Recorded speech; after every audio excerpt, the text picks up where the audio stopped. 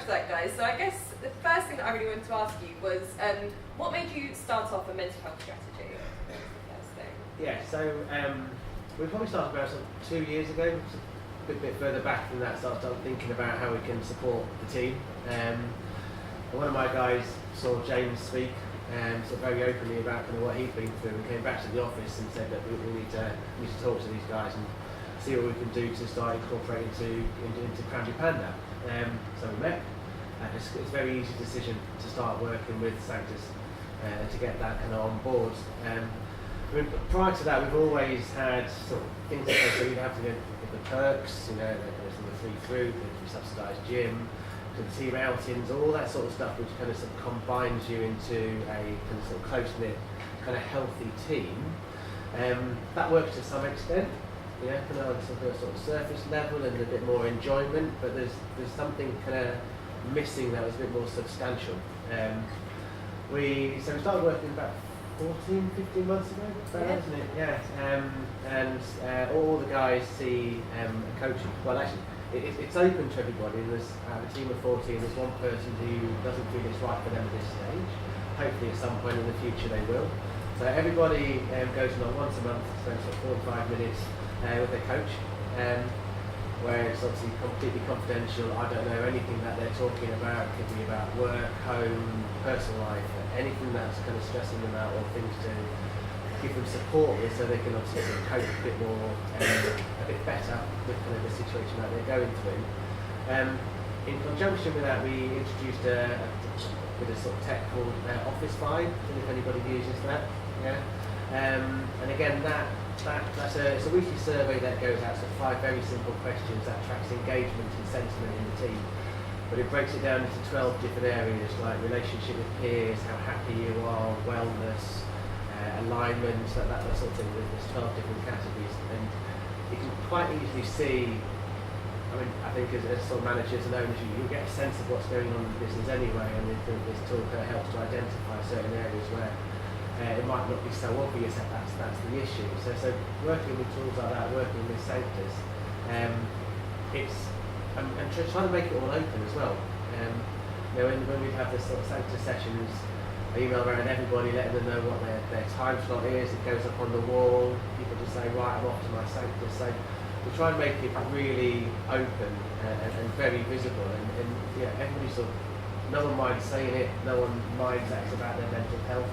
Everybody they don't talk to each other necessarily about kind of what the conversation was during the session, but they definitely talk about the benefits that they're getting from it. And I think it certainly feels like it's increased the openness in the office, and people are a bit more sort of conscious of how other people are feeling, and also how they feel in certain situations as well. So a few things. Cool. I mean, I would say that we didn't actually. Well, I didn't actually go in with like I'm going to put together a mental health strategy. Now we do use the Sanctus mental health pledge as kind of like the North Star of where we want to be as an organisation in mental health, and hold ourselves against that. But previously, as I say, it was doing like a lot of, I don't know, more tactical stuff, or trying to put together like this, I'm going to say this holistic kind of benefits in terms of like, exercise subsidy and Sanctus coaching and things like that, to look after kind of your mind and body, but also like actually how we work on a day-to-day basis, and like what kind of culture we have as a company. So as I say, it wasn't really about putting together a strategy. I would say that it's kind of, mental health is like my HR passion project, if you like.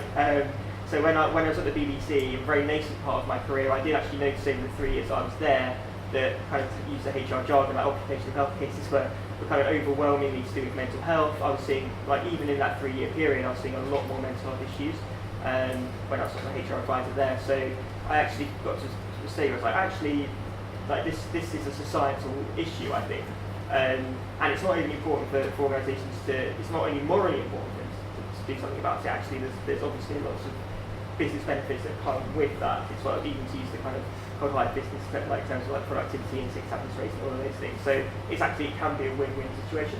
The first thing I practically did though was bring the trainer that I had from the BBC, freelance, to come and train our line managers. Reason being is because line managers are kind of like on the front line, if you like. So in terms of giving them the awareness of like what signals what signals there might be if someone might be going through a bad time, how they can pick up on these things isn't easy. And then actually, how do you go about having that conversation? Either an employee coming to speak to you, or you kind of like want to check in and see if they're okay. And that's again not easy. The difficult conversations they can be. So the first thing was to kind of train line managers, and then the next stage was like I was thinking about, okay, how can I widen the conversation out to the whole team? How can I increase kind of mental health literacy and self-awareness amongst the team? And at that stage, I was lucky enough that Penny, our director of operations, who's a huge kind of ambassador at senior level for mental health at Sanctus, had been introduced through a friend to James and George, and had met them and say, like, again, lots of synergy with culture, like these guys are great, I think you should try working with them. So the rest is history on that score. But yeah, I certainly, I guess I kind of had an idea of what I wanted to do, and some things like train line managers first and then try to take it further, but I didn't really have a strategy at the start. So for me, we actually had a member of our team called Ira invite James. She knew James. James's first ever public lunch and learn. Came to our team, spoke to our team, really resonated with me. I was going through a particularly tough time in my private life. My kind of HR philosophy or people philosophy is, well, actually, first thing, I just want to give like public props to Jonathan for founding a business and like caring about this from the get-go, because very often, I don't want to leave you out, Harry, I'll include you here. Very often, people like Harry and I come along, and it's our passion project. It's something that we care about as people professionals, and we arrive and we say, right, this is the thing that we're going to fix, we're going to build, blah, blah, blah. We assume very often, or very often it has been a thing where the founders of the company have either kind of secondarily thought about it, or thought about it at a very high level, or paid lip service to it, but never actually like laid down a strategy. So laying down a strategy is like amazing, props. But I was one of the people that came in after like there had been this great amount of like hype to what is mental health in the workplace, but nothing had ever really been built around it before. So I was super passionate about building something that, as people wanted and people needed. So very often you move into a company and people say their benefit is like a cereal wall. But for me, I've never woke up one morning and been like, God damn, I really need a cereal wall in my life. Like, I just wish that I had more naked bars in bowls. Like, the thing that I really need in my career is like learning and development, mental health support, a coach, a leader, a mentor. And if I don't have those things, then like a cereal wall ain't gonna do shit, I'm sorry. So me as a people professional, like the first thing I did was I walked in and said, what do people need? And one of the things that I really needed then was mental health support. And like James coming in was like a breath of fresh air, hit me in the face, I wrote a big blog post, I was like crying, I was like, this is everything, it's all come together, I'm gonna write Tumblr about it. And I did. And then I started like piecing bits together, and it really fleshed out my mental health kind of policies and where I was gonna go, and it gave me like a kind of like a guiding light to like aim towards, which was so much more than the kind of lip service I'd seen at previous companies. So hopefully that answers the question. Yeah, totally. I will say that the Peanut Delight naked bar is a game changer. I never had Bakewell time until I found out the naked bar, so I'm all about naked bars, but I don't need them, you know. Pray for them. Yeah. So, okay, that's amazing. So, I mean, it sounds like you guys, like, in a very unique kind of ways, have been really spearheading these kind of initiatives, or have been really pushing it as part of your passion projects. But I kind of want to know, what's been the most challenging thing about running this? What sort of things do you run into that you've been like, okay, how are we going to get this going? And there's nothing been kind of overwhelming in its challenge. But I think that the more you get into it, I think you sort of raised a point earlier about kind of how much do you care? Is there a point when you kind of stop sort of giving that energy and that sort of compassion? Sorry, can you speak up with it? Sure, yeah. So the point, you know, how much.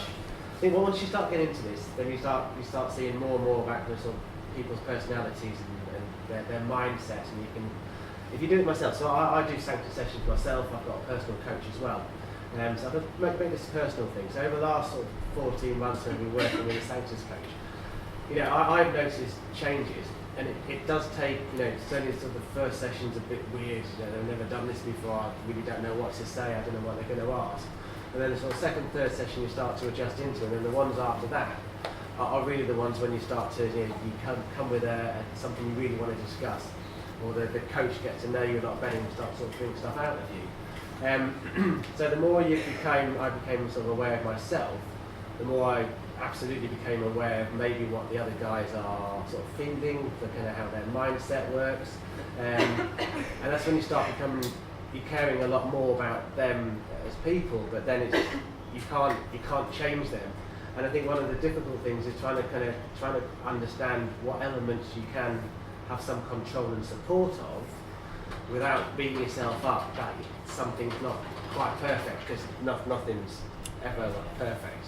You know, we're having like a little dip at the moment in morale, because things are sort of quite stressful in the office at the moment. So trying to work out how we can sort of increase that, and it's not, you know, obviously we need to start making a bit more money, but you know that's not going to happen by making it more stressful.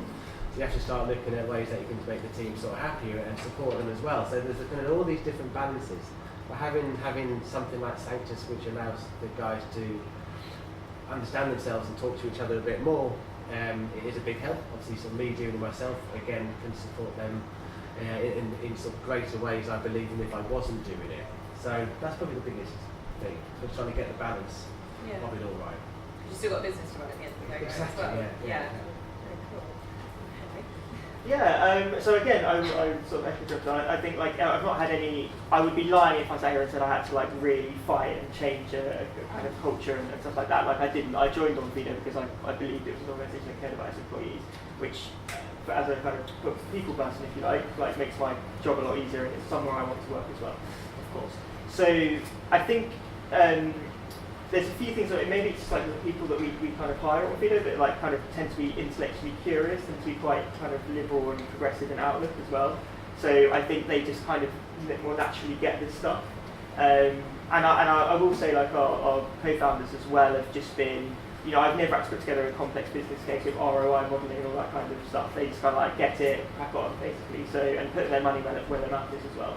So that's been great. I would say generally though, in my career, what I've seen with mental health, one of the toughest things is actually leaders and managers and the kind of assumptions and biases and experiences that they bring when someone in their team could be suffering with mental health issues. So you have some leaders I've seen who might have had cancer themselves, or might have been diagnosed with mental health issues themselves, or you know, family experience, or you know, just kind of have read some stuff and kind of get it. You would also have other leaders who might be slightly different, not because obviously they're bad people or anything, but just have different assumptions and experiences. So, you know, I've even had someone someone quite senior say to me that, you know, someone is at work and they're at work and they're kind of functioning through the day, so, you know, there can't be that much wrong. It's like, well, that's not how it works. Almost like if someone's not in a catatonic state at home, then they're fine. Yeah. And kind of, so that can be the battle actually. Slightly with implementing kind of what you want to do. So it sounds like it's more about really kind of educating those managers and the people Absolutely. who are sort of working with employees and mentoring them alongside you to really understand what mental health actually is, and that it's not always, you know, lying in bed for 4 days straight, you know, still functioning. Exactly, and that's where like the training piece comes in and just challenging those assumptions. Because they say it's not because they're bad people; they just have to they're coming at it from a different place.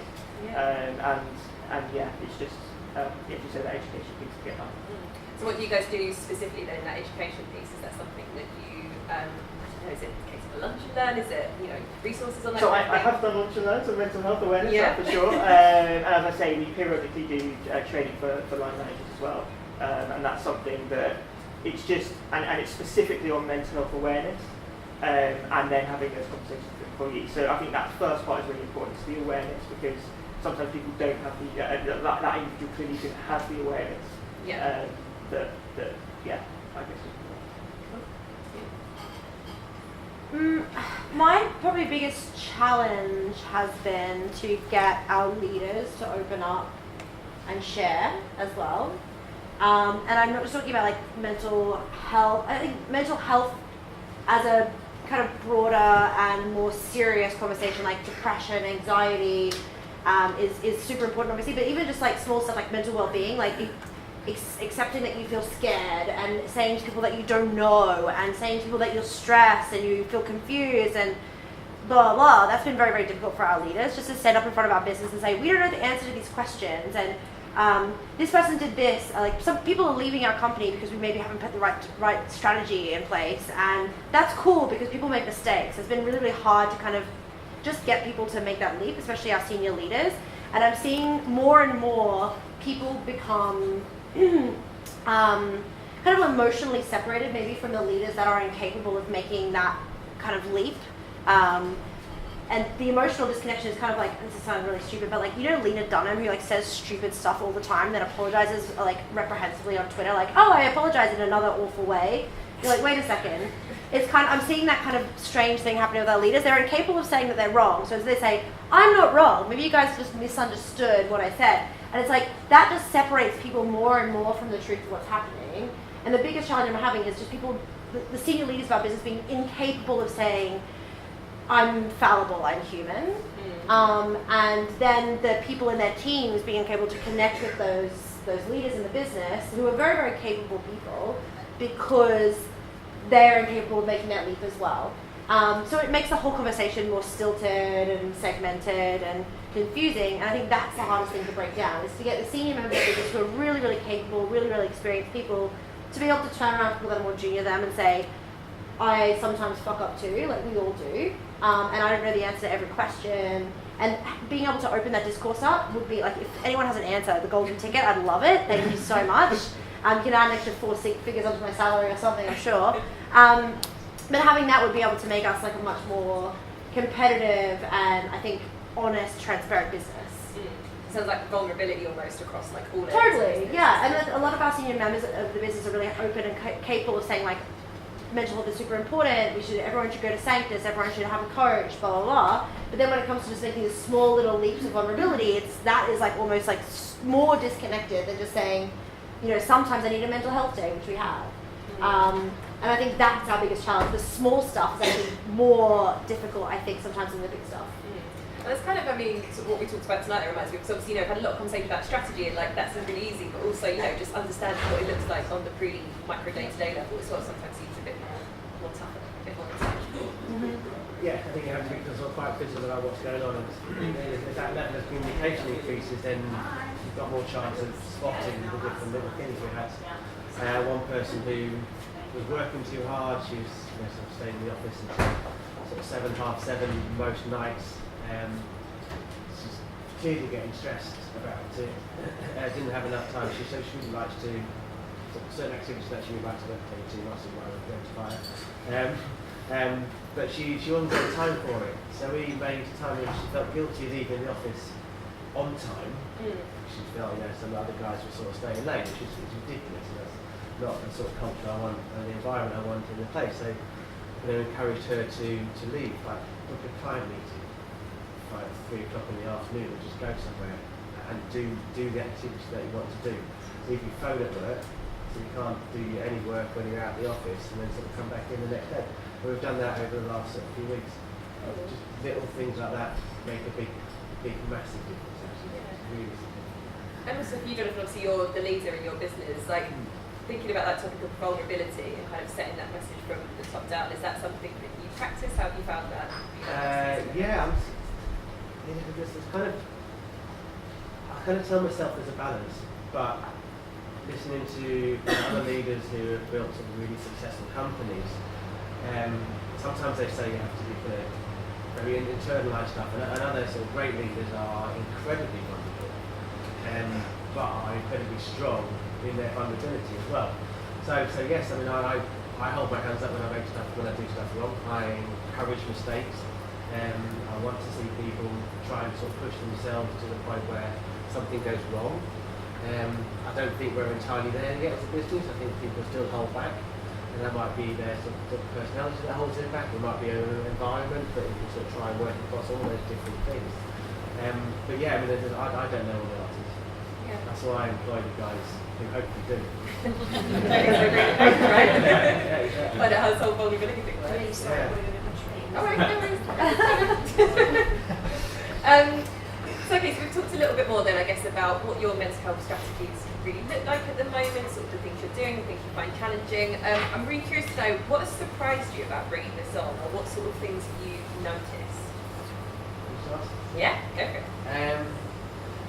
So what surprised me, I think the point about myself and my kind of understanding of how I respond to things and how I react to certain situations is not really surprised me, but pleased me. You know, there's certain things that I might have reacted to sort of quite differently about sort of 6 months ago, and now I'm sort of quite conscious about how I feel about it. Our coach Ben, he's very good at making you think about how you physically feel about a situation, not just emotionally or mentally sort of think about it. Which is fantastic. You sort of bring that into other stuff when you're kind of outside the coaching environment. It really allows you to try and remove that, being very conscious, but then kind of remove that feeling more quickly than your mind, so it doesn't linger for the whole day. And I think talking to some of the other guys, I did tell them that I was sort of coming here, and they all know that I'm here tonight, and asked them for sort of a few examples of what they've sort of gained from it. And it's quite a sort of common thing, that the ability for them to take the kind of, sort of the strength and the coaching that they have during these sessions outside into their personal lives has been a real plus for them. They all say that there's been sort of situations that they feel that they've coped better with as a result of sort of doing sort of 12, 14 months of their Sanctus coaching. So, you know, there's probably nothing that's a massive surprise, but it's just really pleasing to hear that there are the results as well. Yeah, totally. I think for me it was the demand for Sanctus mental health coaching actually. Because we initially had signed up for once every 3 weeks we got a session, and now we quickly moved. So I basically said to everyone, you know, if you haven't been able to book on a session but you would like one, let me know, because I'm trying to assess demand. And I was basically inundated with requests, so we then quickly moved to weekly. I was working with you guys for probably getting up to 10 months now, and it's still weekly, still pretty much booked up, pretty much every slot's taken. So I think it's the demand was what surprised me the most. I think that's to do with the great job that Sanctus has done in kind of setting the tone for what mental health coaching is and why it's important. But I also think, particularly we're talking about the famous millennials, of which I'm probably one, and I think is it Generation Z the next after millennials? No, It's X, Y, Z. It's Z, I think so. I think now the workforce that we have are kind of understand mental health quite well. I mean, even amongst my friends and the colleagues and people I work with, actually people are quite curious about like tools and techniques that they can use to kind of stay mentally fit, if you like. I think there's much more understanding of the mental health spectrum, and when you talk about mental health, it doesn't just mean something bad. It could actually mean that you're having a really, really good time as well. It's that spectrum. And I think it's just a lot more understanding and curiosity about it now, and I think people are more open to sharing. So maybe I shouldn't have been surprised, but I kind of was. Like Harry, I don't think I would be like particularly surprised anymore about all of this stuff. But coming from like very large corporates and wanting to like stake out what I thought was the right thing, I was really surprised the first time I presented my HR budget to our CFO and how like just fine everything, like it was just all like okay. I was like, cool. So the first thing is like matched pattern mat leave, is that? And it was like, yep, continue. I'm like, great. And then also coaching. He's like, yep, next one. I'm like, yoga, yep. Massages, what else can I add to this list before you say no to me? Like, he was just like, yep, mm-hmm. Oh, sounds great, yeah, totally, we'd love that. And I was like, waiting for someone to be eventually be like, okay, you're kind of taking the piss here a little bit. Just never came. As long as it was about like health, wellness, and that's what people wanted. People in our office didn't want like, don't really that much want tequila anymore or beers or anything, which is I think a thing back when we were at, you know, some of my previous companies, like it was all about, you know, drinks after work and stuff, which we still do, but it started to be more and more about people taking care of themselves, and the company is just fine with it, and that was great. And now looking back, of course that would be the case, but for some reason, when I was working at big companies, the only thing that was allowed was like, they get beers at Friday, and that's good. It's like, okay, fine. But yeah, that's everything else has just been really smooth sailing. It sounds like, again, it seems to be again a common theme with like this shift in perhaps the people who are working in these places, whether it is, you know, the new generations or something, but there's this kind of change in attitude about being more open and wanting these things. I think it's also that the people who are asking this stuff from are actually people, and they probably are secretly like, oh, yeah, yoga, like I've always wanted yoga, like for some reason like always demonized the C-levels of my business as being these crazy hard people that like, no, we don't like anything good for people. Work until you die and then give me some money. And then I realized like, oh, wait a second. People that work in senior management are actually people too that have families and maybe they want to spend time with their families. What a crazy thought. And then started hanging out with these people and also I was like, well, duh, my VP of engineering has twin babies. He wants to go hang out with them. And duh, my like BI engineer is like really stressed and has, you know, a young baby and a family and trying to juggle work. He's just moved from a big company. Like, of course these people are people and they want this stuff as well. And it's just, I think it's that crazy thing of like, I think it's almost like finally they've been allowed. It's like finally the business has said like, can we have this? And they're finally like, yes, we can argue to the shareholders that we can have it too. But I'm sure the shareholders probably as well in 5 years time will be like, yay, finally companies have started to allow us to have healthy people. It's just like finally like it's going back up maybe. So it sounds like the barrier is almost just like, just not being afraid to ask. Yeah. Like, just go for it, just ask and see what happens, rather than kind of having these worries like, oh, is the C-level going to get it, or oh, the senior manager's going to buy in, like. And there can be horror stories, let's be real. Like, I'm sorry, Yeah. we all heard Georgie. Oh, girl, that's bad. But, like, there can be horror stories, but I think a vast majority of people are people, and they're good people, and they want what's good for humans. And I'm sure even that horrible person and the email they came from, like you even said, touched on, like, he was probably going through some stress as well. He had a shitty time, or she. He. He. No, I guess what I wanted to say, I didn't really get across, was that like no one there was malicious. They weren't evil. They just weren't aware how to handle it. And I'm sure if someone like they got that email said like, wait a second, let's all think about this. Let's talk. Yeah. Is everyone okay? Like if people in your team are feeling this, how do you feel? They would have been like, oh my god, I'm stressed out too. But no one. It's this thing where like there's all these walls and no one was allowed to talk about it. And all of a sudden, when someone gets permission, all of a sudden like people are really psyched to have this be part of their business. I think. Yeah. I want to open up the floor to some questions before I carry on. Has anyone got anything they want to ask the panel at all? Yeah? I guess, how do you get your team to openly speak about mental health when each individual may be quite scared to do it? So how do you go about initiating that change? Yeah, that's a good question. I think basically no one has to. Like if people don't want to share, they don't have to. I think the first thing that we try to do is like the Sanctus coaching that we have is like it's one-to-one. So it's a safe space, a private room, just you and the coach, someone outside, obviously outside the company.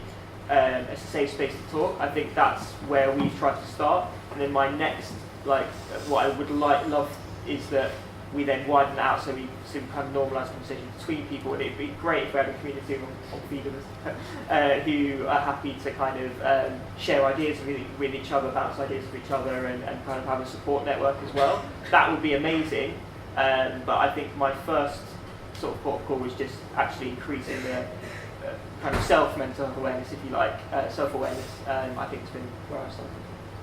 Yeah, I'd agree with that. It's not essential to talk. We know no one's like forced to talk about sort of mental health in the office. But when we first started, we had sort of James come in and he sort of gave a talk to everybody, and you know it's all about acknowledging that at some point in your life you might have, at this current point in your life, there might be something that you need support with.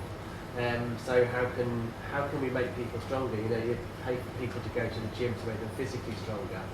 Why can't we help people to make them mentally stronger? So hopefully this prevention and a cure in like a few years' time isn't needed. And if you position it, if it comes from that position, then hopefully people are kind of aware enough, and they've had maybe sort of friends, colleagues, family who have been some sort of mental health issue, and they realise actually I don't want that for myself. So this is something we can think about and be open about as well. I think also it's about what you can control in terms of the message. So much like Emma said, with strengths-based performance management, I think the same thing with the mental health management understanding in the business as well. So one of the things we do with Sanctus and everything we do with our mental health is like, it's not just, oh, if you're having a really shit time, you need to talk to someone, here's Shian. It's also, if you're having an amazing time and you want to keep this momentum running and you want to like know how to keep this going, go talk to Shian, he knows, he can help you out. So it's not just about when you're down and out, it's also about when things are going really, really well, how do you keep that up? And that's been a really helpful thing for us, is making sure we control that positive message as well. And then from that, it becomes part of a more casual kind of positive semantics. And people can start saying like, man, I'm having a really good day today, I feel on top of my game. And that's cool. And then it starts to become less of a negative, oh, I'm down, I'm out, blah, blah, which can kind of lead to stigmatism. Is there a question? Yeah. I come from kind of a very like values-driven work culture, which allows us obviously to have like a space that can be like proactive about mental health. But similarly, I'm quite aware that like sometimes experiencing mental health can be very alienating. So the alignment with a values-driven culture is kind of something that comes separate to that. Like, how do we make sure that we are both preventing workplace-induced mental health, but also supporting people that have existing mental health? Question. I think, I mean, I don't know what your company values are, but I imagine, you know, sort of like teamwork and collaboration or kind of a shared purpose is something that you'd be looking at. And I think very much it's around, like, for me it's how it's the culture, having a strong culture. So, like, is it a place where people can come and feel like they're themselves, you know, and bring themselves to work? Is it a place where they feel like they won't be stigmatized if they approach their manager or HR? Like, that's really important. I'm sure will be in line with your values.